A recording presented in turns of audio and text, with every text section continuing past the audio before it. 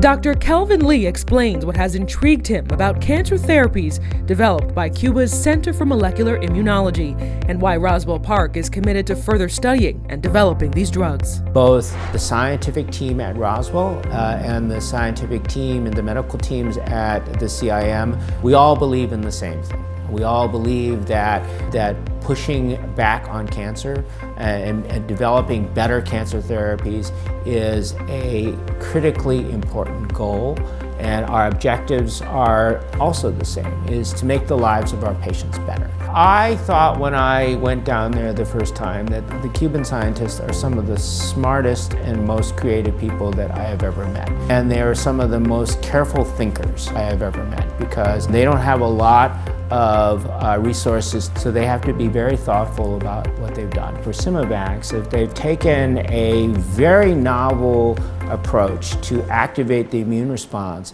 against a normal protein in your body called epidermal growth factor, and to deplete that growth factor out of your body. And why that's important in cancer is that cancers like lung cancer, colon cancer, head and neck cancer are very much dependent on this EGF growth factor for their growth and survival. So if you deplete it out of the patient's body, the cancers essentially starve and they stop growing. When we first saw the data, we said, how is it possible that they are even able to generate an immune response in a human being against a protein that is normally there? Because your immune system is specifically designed not to attack yourself.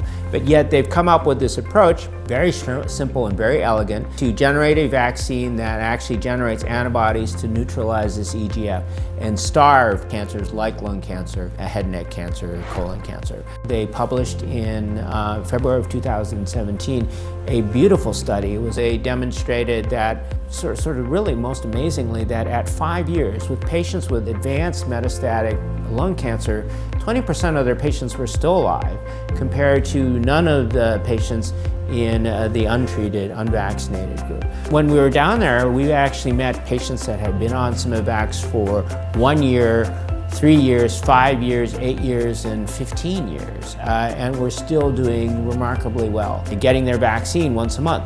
So it was a very impressive clinical trial. They have developed therapeutics that are much more aligned to being innovative, effective, safe, and be able to be delivered in the primary care setting. Now we're beginning to realize that there are opportunities to combine CIMAvax with other immunotherapies to give immune responses that are very different and potentially much more effective in patients with cancer.